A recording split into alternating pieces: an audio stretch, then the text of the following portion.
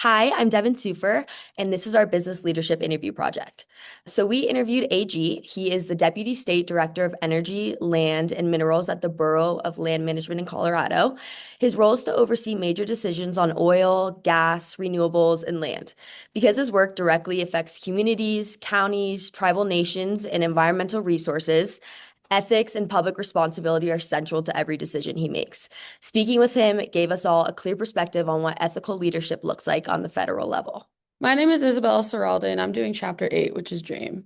The question that we asked AG was, how did you first define the long-term vision guiding your leadership, and how has it evolved? He responded that he originally aimed for private oil and gas. After joining BLM, the mission of sustaining public lands aligned with his values and became his long-term vision.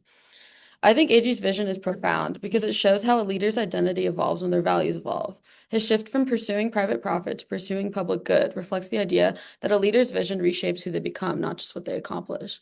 His vision is rooted in service, sustainability, and long-term thinking, qualities that align with authentic and values-driven leadership. AG's choice also demonstrates self-transcendence, moving from self-interest to a mission-driven purpose. I relate to this because my own vision has shifted over time as well. I've moved from focusing solely on personal achievement to wanting my work to genuinely help others, whether that be through engineering, leadership, or community involvement. Hello, I'm Natalie Slayball, and I will be talking about Chapter 9, which is drive and specifically passion. So, the question we asked AG was, how do you communicate your passion in your leadership to inspire yourself? And he answered with, people can now have clean water to drink or better soil to grow crops in the future. That's the stuff that makes me feel like I'm doing something important and that is actually worth waking up in the morning. Driving to work, I sit down and be quiet and think. For me, that traffic is the most useful 45 minutes of the day. I thought AG's answer was compelling because it demonstrates how he reconnects with his passion in intentional ways that impact his leadership and life in general. Passion is described as the deep energy and commitment that fuels drive and sustains people through challenges. During AG's 45-minute commute to work, he is intentionally choosing to reflect on how he can improve himself, support his team, and why his work matters. His work's impact makes waking up worth it, and his passion gives him the energy to push through challenges. Engagement is a huge topic that we've addressed in class and why people are being disengaged from work. AG prides himself on engaging himself by developing his potential and also developing potential in his team. While I don't sit in the car for 45 minutes a day in silence, I also have my own ways of reconnecting with my passion, such as listening to music while I paint. Though after the interview, I feel like I could be more intention with these actions so I can be more clear on my passion. Hi, my name is Ethan Bierg, and this part is the direction, the goal setting.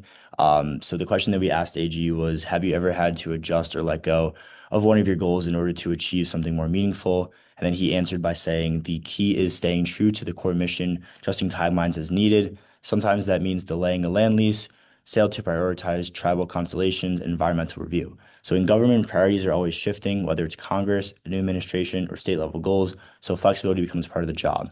Whenever this change, the way we decide what matters most is coming back to the core mission and letting that guide the direction. In my own life, I'm also deciding what to do in life in direction, whether it's post grad, finding a job, interviewing, going corporate, or doing my own thing. I'm always goal setting and directionally in line with what I need to do for life. Hi, my name is Xander Gardner, and I will be commenting on Chapter 11, Development.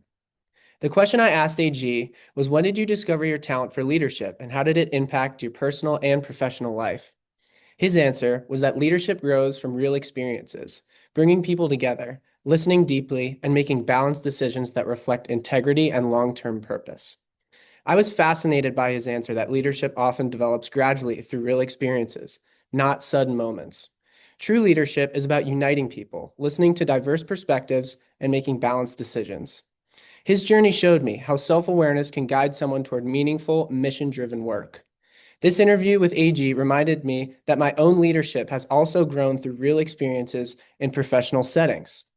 Because of the experience I developed through my life, I was given praise for my leadership abilities in an internship last summer. I also did Chapter 12, which is detox, and I looked specifically into letting go. So I asked AG, what have you let go of that made you a more effective leader? And his response was, I let go of my ego, learned I don't know everything, and embraced delegation instead of urgency or control. I think AG's willingness to let go of his ego is one of the most powerful leadership behaviors we saw. Letting go is one of the key parts of detox, removing the barriers that limit true potential as a leader. Ego release creates psychological safety and empowers others around you, boosting emotional intelligence. His ability to admit that he doesn't know everything is an example of flexible leadership and emotional intelligence.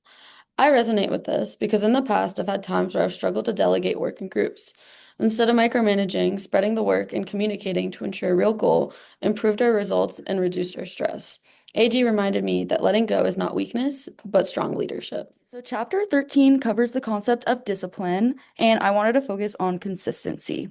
So, the question that I asked AG was what routines or disciplines help you maintain consistency and credibility as a leader? He answered with, I don't take anything personal anymore. It took me a while to get to that. That's my discipline. Whatever you say is not a reflection of me, it's a reflection of a moment in a situation that we're in at the time. His answer aligns with the concept of consistency, and his approach to discipline looks at consistency as a steady emotional position that protects his sense of identity and presence. This was transformational for me because it showed that discipline isn't only about making consistent routines, but it's also about making mental decisions on how to interpret situations, respond to others, and maintain inner stability. Consistency is about aligning thoughts and feelings and actions with your values. AG demonstrates this by mindfully pausing, analyzing the situation, reminding himself of his values, and also to not take anything personally.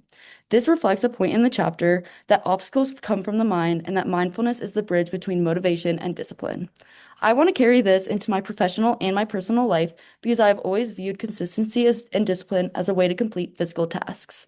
But AG's response showed me that disciplining your mind in a consistent manner has changed the way he reacts to situations. I can react quite emotionally in situations, and it hurts me.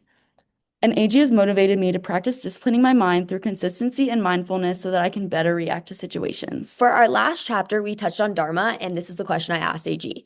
In what ways do your personal principles align or sometimes conflict with your organization's values and missions? Have you ever backed out of a project because it conflicted with your morals? So AG told me about a project that was pushed by upper leadership that would have benefited a wealthy landowner, but actually hurt the public interest by blocking federal mineral access. Everyone above him supported it, his boss, but he refused to sign it, saying, I'm not putting my name on that. This taught me that real ethical leadership comes from inner authority. AG didn't rely on his boss's approval. He relied on his own values. It made me reflect on moments where my default is external validation instead of trusting my own inner sense of what's right and what's wrong. AG showed us that true leadership sometimes requires disappointing people, challenging the status quo, or slowing down processes because it's the right thing to do. What really stayed with me was that he clearly separated his values from organizational pressure. It pushed me to think about the type of leader I want to be when I enter my own career, especially in a fast-paced or high-pressure environment. I want to lead with integrity, even when it's uncomfortable or where I'm outspoken, just like AG did.